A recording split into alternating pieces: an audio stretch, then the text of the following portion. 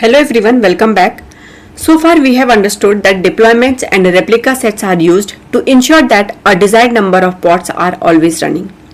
These pods may run on different nodes and Kubernetes manages that distribution for us. But if we have a requirement where we need to run a pod on every single node in the cluster, for example, for collecting logs, for collecting metrics and running monitoring agents. In such cases, deployments and replica sets do not guarantee that pods run on every node. Why?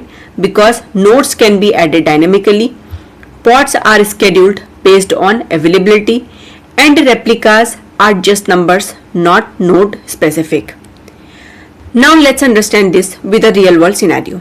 Suppose we have a Kubernetes cluster with multiple nodes. Now we want to monitor CPU utilization, monitor memory usage, monitor storage usage and check if pods are crashing. So the question is, how do we monitor all nodes and all pods effectively? To achieve this, we need to run an agent on each node, collect metrics from that node and send those metrics to a central system like Prometheus. Now think about it. If we use a deployment, it will create a fixed number of replicas, but it won't guarantee one pod per node. Also, when a new node is added, deployment does not automatically schedule a pod on that node. We would have to manually increase replicas and reapply configuration. But this is not scalable and this involves manual intervention. So this is where DaemonSets come into the picture. A DaemonSet ensures one pod runs on every node in the cluster, and when a new node is added, pod is automatically created. Also, when a node is removed, pod is automatically deleted. So basically, DaemonSet creates one pod per node automatically. When in Kubernetes, both DaemonSet and deployment are used to run pods, but they serve different purposes. A DaemonSet ensures that one pod runs on every node in the cluster. It is used for node level or system workloads. For example, logging agents, monitoring tools, or networking components. If a new pod is added, Kubernetes automatically creates a pod on that node. So basically, DaemonSet is node driven. Whereas a deployment is used to run a fixed number of replicas of an application. You define how many pods you want, like 2 or 3 replicas. Kubernetes can schedule multiple pods on the same node. And it is mainly used for stateless applications like web applications or APIs or backend applications. So deployment is replica driven, not node driven. So the key difference is DaemonSet runs one pod on each node for system level workloads, while deployment runs a fixed number of replicas for application workloads, and those pods can be scheduled on any node. Now let's look at some real world use cases of DaemonSets. So we use DaemonSets to run storage agents on every node, log collection to collect logs from all nodes and send to centralized system like ELK, and for monitoring agents, run monitoring tools like Prometheus exporters, Datadog agents, etc.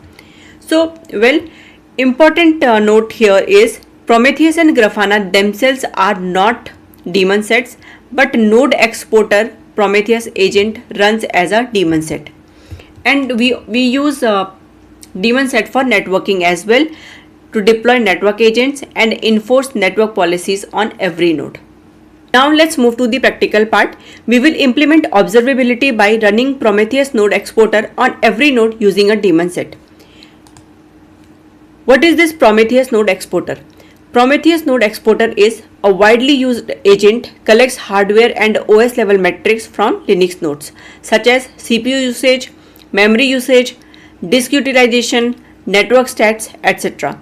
And since we want metrics from every node, we deploy it using a DaemonSet. Well, for this demo, I already have a Kubernetes setup with one master node and one worker node. After deploying DaemonSet, Node Exporter runs on both nodes automatically. Now let me take you to the IDE. I already have my Kubernetes playlist repository cloned. Inside that I have a directory Day17. Under that I created a new folder, Observability Framework. Now let's create a file, Node Exporter DaemonSet.yaml. This file will define our DaemonSet. Before writing the YAML, let's quickly verify the API resource on the master node. For that, on the master node, run kubectl API-resources pipe grep DaemonSet. From this output, app/v1, this is the API version we must use. DS, short name for DaemonSet. DaemonSet kind of resource. Now go back to the IDE. Let's start by writing the manifest. As always, Kubernetes manifest have the same 4 important fields: API version, kind, metadata, and spec. And the API version will be app/v1, kind will be DaemonSet, and under metadata we are giving the name of the DaemonSet. Let's give it name Node Exporter. Under spec we define the selector app is equal to Node Exporter. Let's give it app is equal to Node Exporter. Here match labels are used by the DaemonSet to identify which pods it is managing. If matching pods already exist, it manages them. If not, it creates new pods. Now comes the template section.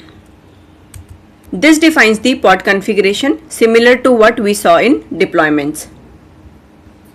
Here metadata and labels. Now the spec section. This is the pod specification. This will be same as deployment. So here we are defining containers, and the name of the container is Node Exporter, and the image we are using Prometheus Node Exporter and the latest tag. Then we are using container arguments as path.rootfs, path.sysfs, path.procfs. Let's understand each argument. Path.rootfs is equal to /host, refers to the root file system of the node, and /host is where we mount the nodes /. It helps Node Exporter to read system level data. Next we have path.procfs. It points to proc file system. /proc contains running processes, CPU stats, memory info. This is a virtual file system provided by the Linux kernel. Then we have path.sysfs, points to sys file system.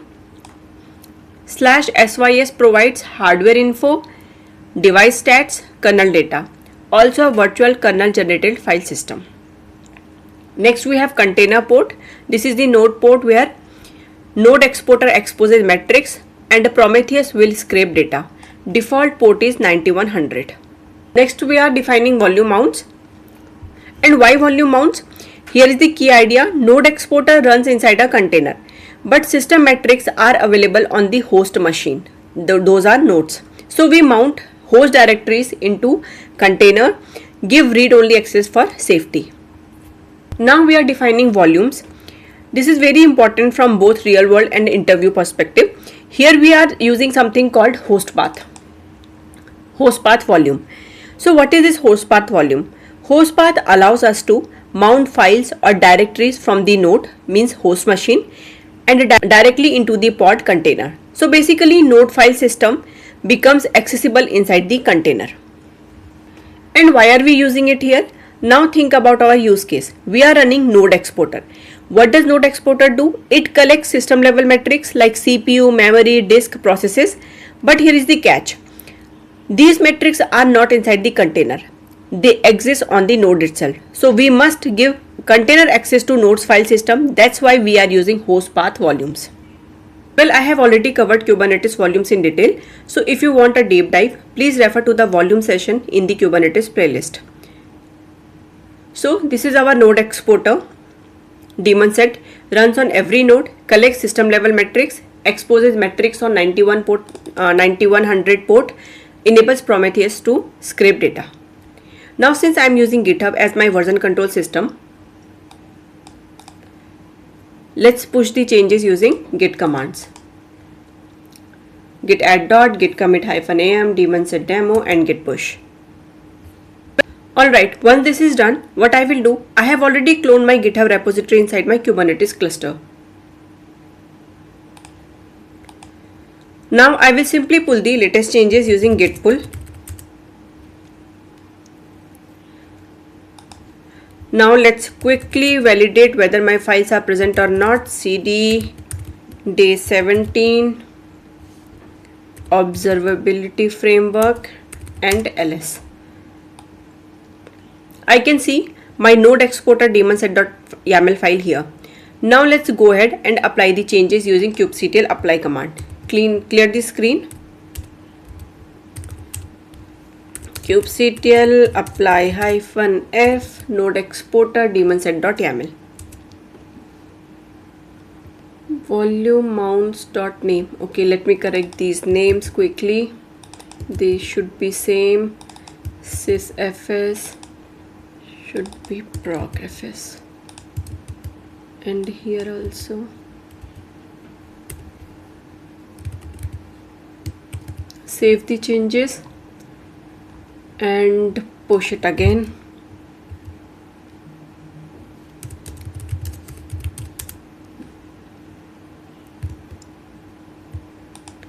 Now pull git pull and ls. Okay, now apply it again. As you can see, the DaemonSet has been created successfully. Now let's verify it using kubectl get DaemonSet. Here DS is the short name for DaemonSet, and you can clearly see that our SEH Node Exporter DaemonSet is created successfully. Now similar to deployment, this DaemonSet will also create pods. So let's validate the pods using kubectl get pods -o void. So here only one pod for our DaemonSet, but we also have master node, right? So why no pod there? Because master node is tented. By default, Kubernetes prevents workloads from running on master or control plane nodes. If we run command kubectl describe node Kubernetes master, so here you will see something taints here. So what this means, this taint tells Kubernetes do not schedule any pods on this node unless they tolerate this taint. So our DaemonSet runs on worker nodes, skips master node. So it ensures one pod runs on every worker node. But remember, it still works within a namespace boundary. Now let's talk about a very important behavior of DaemonSet. Suppose we add a new node to this Kubernetes cluster. What should happen? As per the definition of DaemonSet, a new pod should automatically be created on that newly added node. In this demo, I am not creating a new node right now. I will create a separate session for that. But conceptually, you should understand this. Whenever a new node is added, DaemonSet automatically creates a pod on that node, and if a node is removed, the pod running on that node is automatically deleted, or we can say it gets garbage collected. So this is the power of DaemonSet. No manual intervention, no scaling required. Everything is automatically managed by Kubernetes. And with that, we have successfully deployed a DaemonSet, verified pods across nodes, and understood its real world behavior. Alright, now our monitoring pods are up and running. So the next question is, are they actually giving us metrics or not? To verify that, we need a way to access these pods. So for that, we will create a service. Let's go back to your IDE. Here, create a new file called Node Exporter -svc.yaml. Now, similar to any other Kubernetes manifest, we will again define the same 4 fields: API version, kind, metadata, spec. Here v1 is the API version of the service and the service is the resource type. Under metadata, we are giving the service name as SEH Node Exporter Service. Well, services use labels and selectors to identify and connect to the correct pods. Next we have spec section, and here type is ClusterIP. ClusterIP is the default service type in Kubernetes. It means service is accessible only inside the cluster, not accessible from outside. So only pods inside the cluster or internal components like Prometheus can access this service. If we talk about this ports configuration, here port 9100, this is the service port, and the target port is 9100, that is the container port. So traffic hitting service on 9100 gets forwarded to pods 9100 port. And remember, Node Exporter exposes metrics on port 9100. Then we have selector section. This is very important. It matches pods having label app is equal to SEH Node Exporter. These are exactly the pods created by our DaemonSets. So service finds pods using labels and routes traffic to those pods. So now complete service YAML looks like this. Again, push the changes to GitHub using git add dot, git commit -m and git push. Once done, now go to your Kubernetes control plane node and pull. Git pull. Now apply this service using kubectl apply -f node exporter -service.yaml. Service being created. You can verify it using kubectl get service command. We can see SEH Node Exporter Service having type ClusterIP is available. Alright, now let's try to access the metrics using port forwarding. Since our service is of type ClusterIP, it is only accessible inside the cluster. So to access it from our local machine or terminal, we will use port forwarding. Now I will open my Kubernetes master node server in a new tab. Here, Kubernetes master, and I will run the command kubectl port forward, then service name, and then port numbers. This command is forwarding service port 9100 to my local machine's port 9100. So now anything I can access on localhost 9100 will be routed to our Node Exporter service inside the cluster. Hit enter. Now go back to your previous terminal and let's try to access the metrics using curl localhost 9100. So that means Node Exporter is now accessible on the host itself, not just inside Kubernetes. Now instead of just hitting the root endpoint, let's try something more specific. Let's access curl localhost 9100/metrics. And now look at the output carefully. You can see huge list of metrics being returned. Don't worry if it looks overwhelming. Let me explain what's happening here. This output is in Prometheus metrics format. Each metrics has /help description of metrics, /type of metrics like gauge, counter, summary, etc. Actual metrics value, for example, go_gc_duration _seconds. This is related to Go runtime garbage collection, and go routines, number of active Go routines. Similarly, node network receive bytes total, network data received by the node, and process CPU, process network, process virtual memory. These give actual system level insights. So what's happening behind the scene is each node exporter pod running on every node is collecting CPU metrics, memory usage, disk stats, network data and kernel level information directly from the Linux node.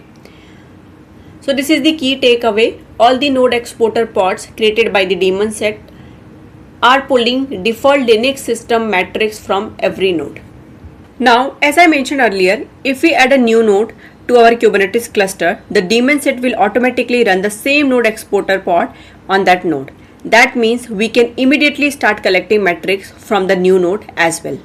These metrics collected from every node can then be fed to Prometheus, which will scrape them, store them and make them available to visualization in Grafana dashboard.